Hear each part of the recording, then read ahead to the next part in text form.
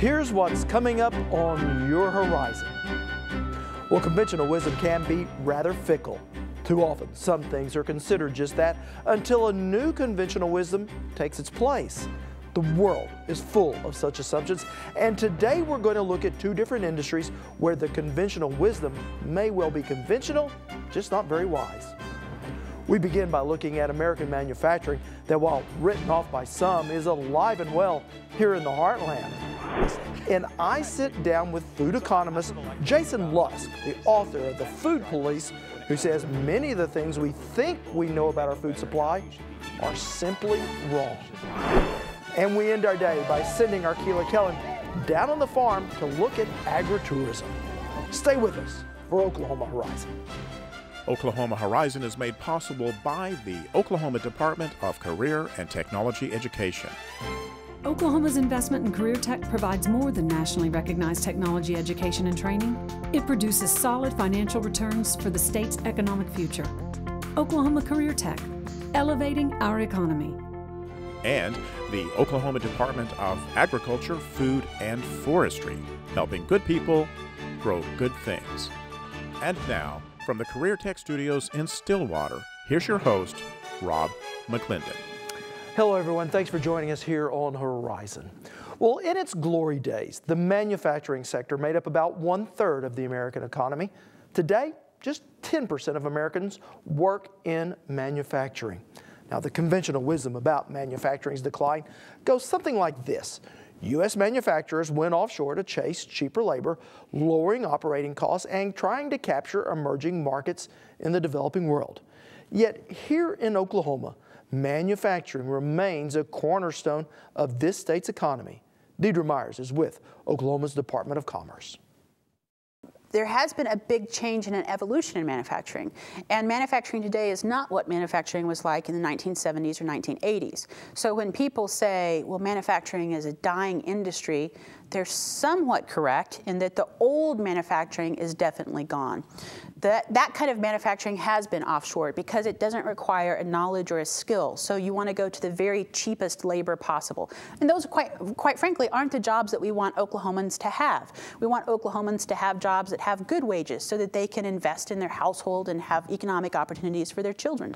In fact, manufacturing jobs on average pay roughly 43% above Oklahoma's median income. And while much of the U.S. has seen their manufacturing sector shrink, Oklahoma manufacturers have entered a new renaissance. Over the past year, Oklahoma manufacturing has actually grown by 5%. And over about the past 18 months, Oklahoma has ranked in the top 3 in terms of year-over-year growth rate in the entire U.S. If we look at just the last year, there are 18 states that had no manufacturing growth or manufacturing loss. However, Oklahoma has grown by over 5%. Now, a lot of that is around the energy and aerospace. For instance, we manufacture a lot of the pumps, valves, and compressors that are being used in the current extraction that's going on, the energy revival of the entire Midwest, particularly in North Dakota and Western Canada. So we're exporting those goods to those other states and to other countries and creating a lot of wealth for Oklahomans.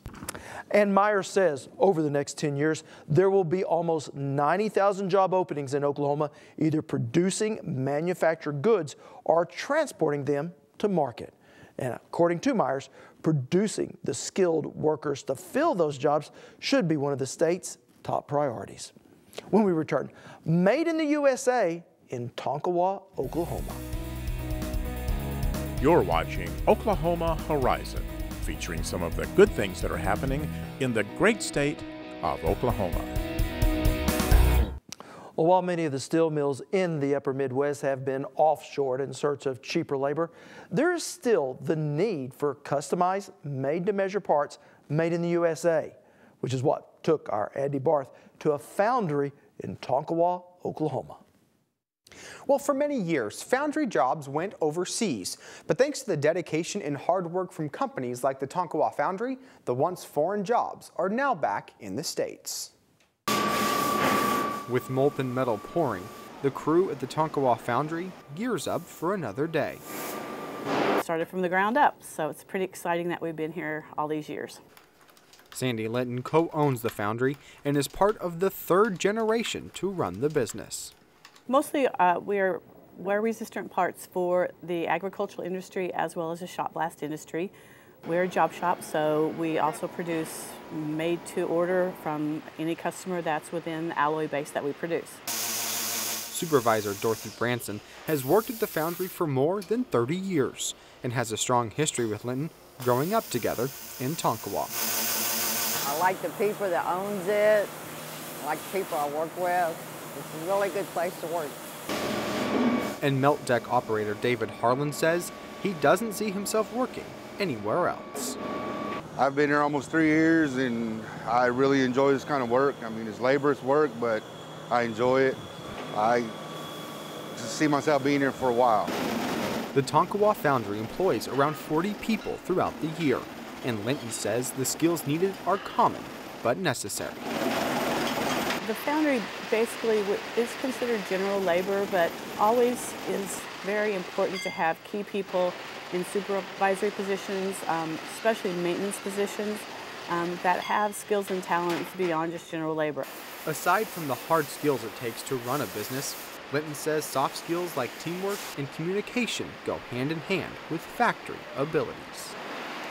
We are employing about 40 to 45 people right now. For them to be able to work together in unity and learn to communicate and share documentation and share the end result of their day's work, all of that is extremely important. And Linton says Oklahoma Career Tech is vital to the company. Career Tech has been very valuable to us over the years. It brings in a base of students that maybe they could at least get a start in our shop and learn a little bit about working out in the real world. At the end of the day, Linton says aside from her hardworking staff, what breaks the mold and sets the foundry apart is their focus on customer service. A lot of corporate America tends to make it so complex to do business with them that the average person has a difficult time getting through all the phases in the process in corporate America. And I think that's one thing that we have going for us, is that we have some key people that are very sharp at what they do. They've been in the industry a long time, and they're very open, and people feel like we're approachable. Shaping metals and setting molds, all while bringing back American jobs. Now, the foundry brought in $4 million in sales in 2012 and recently acquired its first international customer in Canada. Now, we have much more about Oklahoma's manufacturing sector on our website. There you can see how Oklahoma's expertise in the aerospace industry is bringing new jobs into the country. We'll also visit a family-owned company that services the global energy industry from small-town Oklahoma. And I have my entire interview with the head of workforce development at the Oklahoma Department of Commerce, Deidre Myers, streaming at okhorizon.com. Still to come on Oklahoma Horizon. We catch a ride with Oklahoma agritourism. But first, the food police. Well, America's food industry has never been safer or of a higher quality than it is today. Yet that is not the image most people have in mind when they think about our modern food system. A growing number of Americans have a mistrust in modern food production that our guest today says is both unfounded and unhealthy. Economist Jason Luss studies consumer behavior and is the author of The Food Police and joins me now in studio. Well, first of all, you're going to have to explain to me, what is the Food Police? I've not seen any arrests, or at least as of late. Yeah.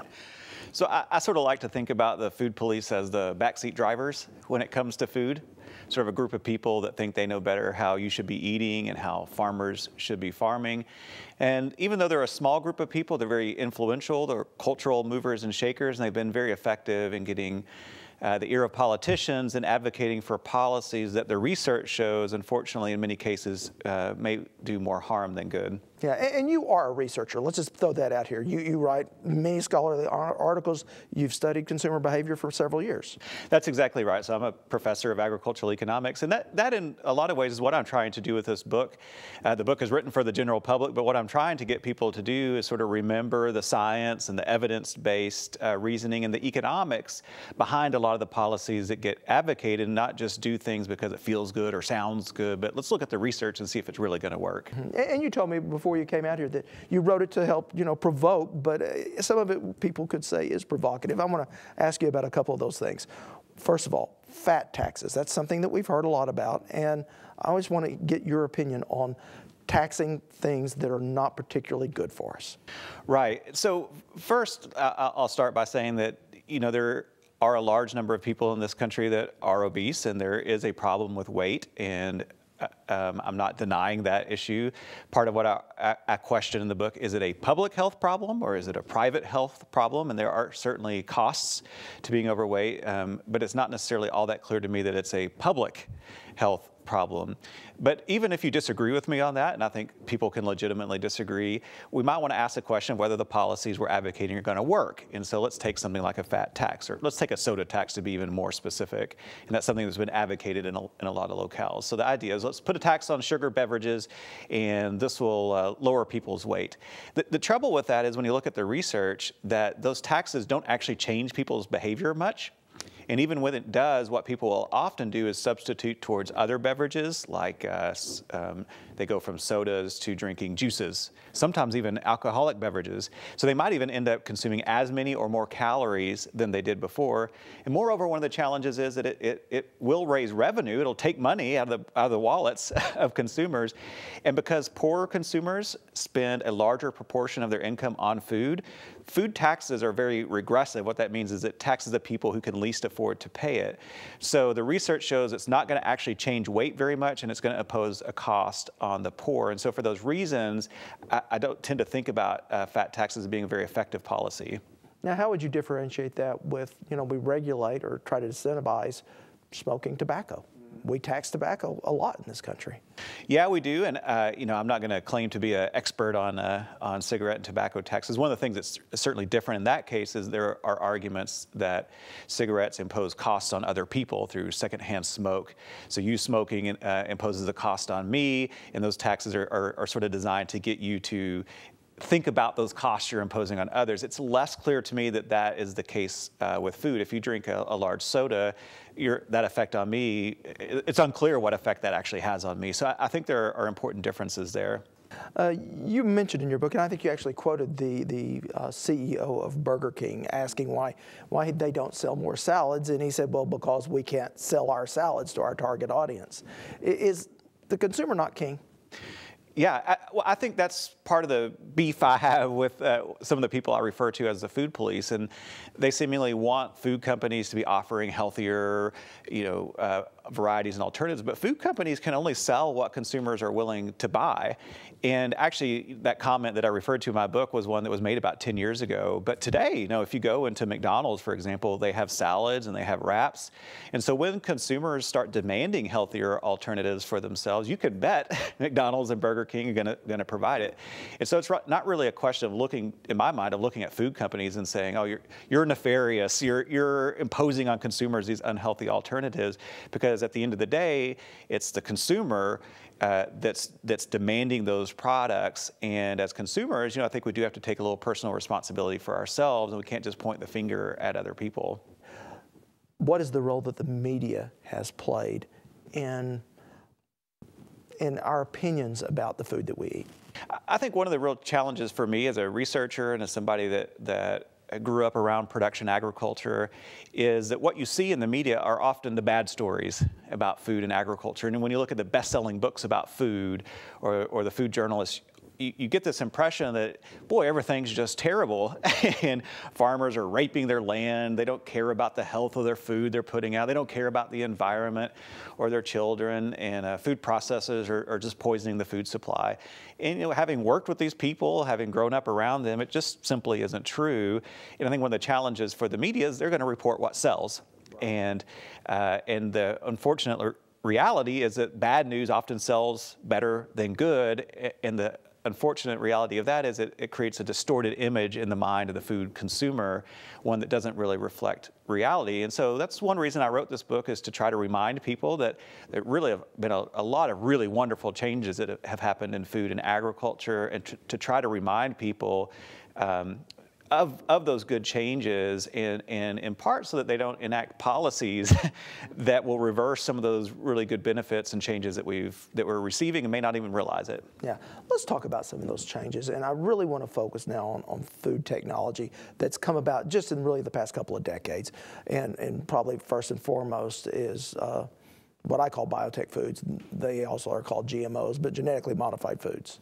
Right, this is certainly one of the most controversial food issues. And again, when I mentioned sort of the food elite, the cultural movers and shakers when it comes to food, they demonize this technology. They say it's terrible, it's created all these bad outcomes. But if you really look at the research, this has really been a boon to both farmers and consumers in a lot of respects. So on the farm, the research shows that biotechnology has allowed farmers to use fewer pesticides. It's allowed farmers to use more environmentally friendly herbicides, so that the herbicides that are now used on the farms are much less toxic to the environment. Moreover, they're associated with things like conservation tillage practices, so they allow farmers to not plow the ground as often. So there are a lot of environmental benefits, and it saves the farmer time, and so it's an economic benefit to them. And to you and I, the food consumer, biotechnology has lowered the price of food. And while some people that live in Berkeley or New York, maybe they can afford enough to pay a little more for food, and that's fine if they can do that. But we got to remember, there are a lot of people in this world today that can't afford enough to eat. In the U.S. alone, there are 15% of U.S. households that are food insecure. That means they have trouble getting enough food to eat. Globally in the world, there's almost 1 billion people, according to the United Nations, that are hungry. And so it still remains the case that these sorts of technologies that can allow us to improve yield while also improving environmental outcomes and improving and growing the world supply of food to meet up with the world population is still and remains a really important issue. Do you think that type of elitism that you're describing there is a result of just the simple fact that less than 1% of the American public is actively involved in production agriculture, and many people are 2 and 3 and maybe 4 generations away from someone that actually worked on a farm? I agree. I think that's a big challenge for people that are involved in production agriculture, is exactly the point you mentioned, and that is they don't understand, for example, when you mentioned cages and chickens, why would you put a chicken in a cage? It sounds terrible. And then you've got to remind them, well, chickens peck on each other, and that word pecking order comes from somewhere.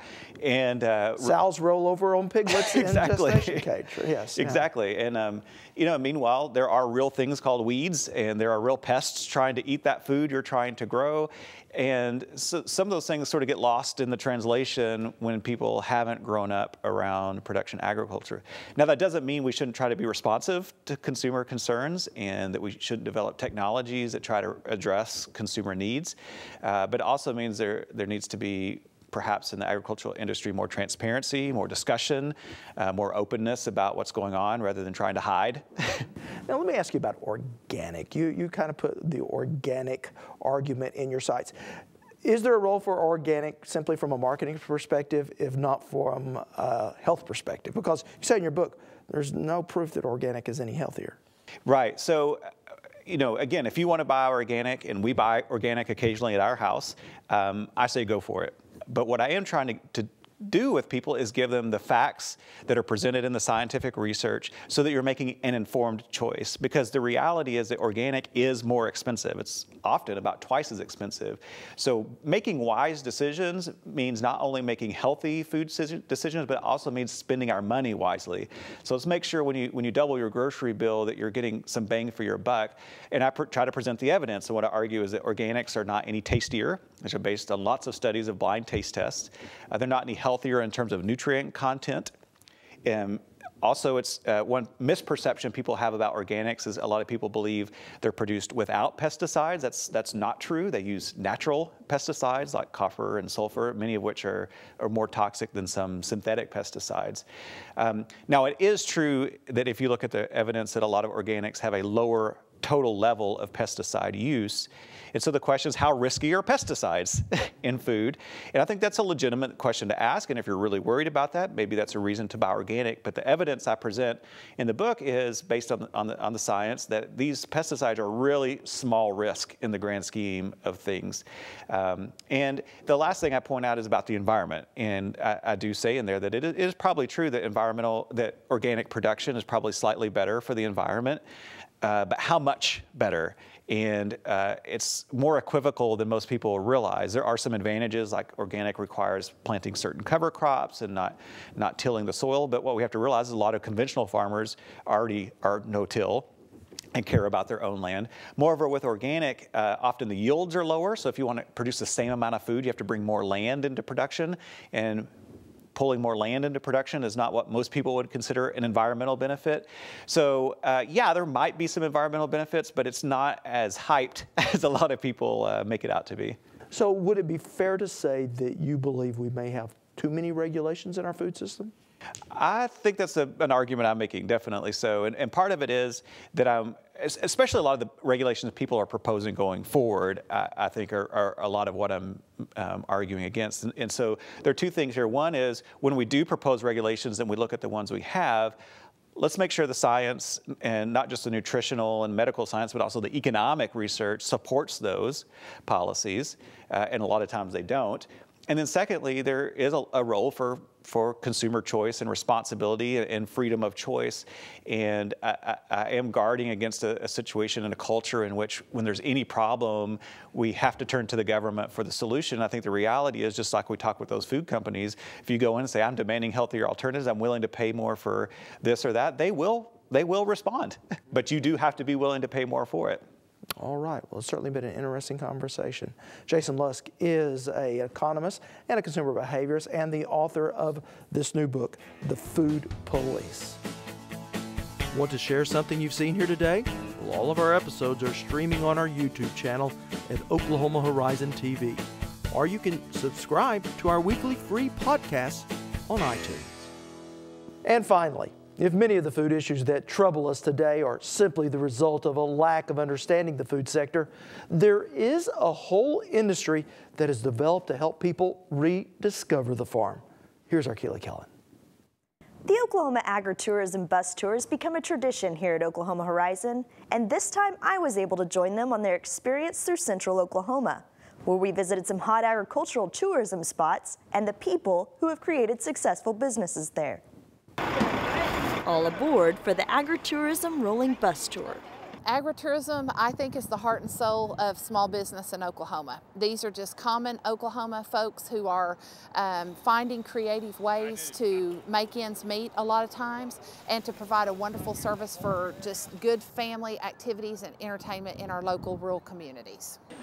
Lori Coates is with the Oklahoma Agritourism Program and says these bus tours have become a networking experience that has helped inspire and promote ag businesses throughout the state. When we go look at these businesses, a lot of times we see a lot of things and projects they're doing, and some of them are successes and some of them are failures. But the thing that I like about it is they just are good-spirited, good-hearted people, and they're kind, they share, and just develop a real good agritourism community. Back on the bus, Fran Topping of Gordon Cooper Technology shared with the group her knowledge of customer service and how to build a strong customer base. I was asked to come and talk about customer service, and as I was thinking about the agritourism experience, people don't just come to your operation to buy a tomato. They can, maybe not as good a tomato, but they can buy a tomato down the road at the local store, probably a little less expensively, certainly more quickly. But what people come to an agritourism spot for is an experience. So that's what we tried to focus on this morning, is how do we create the experience so that from the moment someone steps on your property, they know you're glad they're there. We've all had that customer service experience where we've come and we've paid our money, and yet we're treated as if we're a bother, and that's the last thing we want in tourism, of course. We want people to feel embraced and welcome from the first moment they spot our property. And though many welcoming tips were taught on the rolling workshop, one way seems to always work. the most important thing we can do is smile, greet people warmly. That's what Oklahoma is about. That's really the value added that we have to sell here. People have heard of it. People go away talking about how warm the Oklahoma people are and what a great experience it was. So smile. A day on a tour bus and an adventure to learn from. Don't forget your pumpkins. Oklahoma agritourism plays an important role in our state with more than 500 events and destinations to visit year-round. To learn more about Oklahoma agritourism, just find the link to their website by going to okhorizon.com. Well, it's that time of the year. Bright, ambitious young people around the country get their diplomas and then the bill for it. Next time on Oklahoma Horizon, college debt and its effect on recent graduates. I have a PhD and I am on welfare. Looking for solutions to the high cost of college on Oklahoma Show for the Heartland, Oklahoma Horizon. Well, we are out of time. I'm Rob McClendon. Thanks for watching. See you back here next week. Horizon is made possible by the Oklahoma Department of Career and Technology Education and the Oklahoma Department of Agriculture, Food, and Forestry. Thank you for watching Oklahoma Horizon.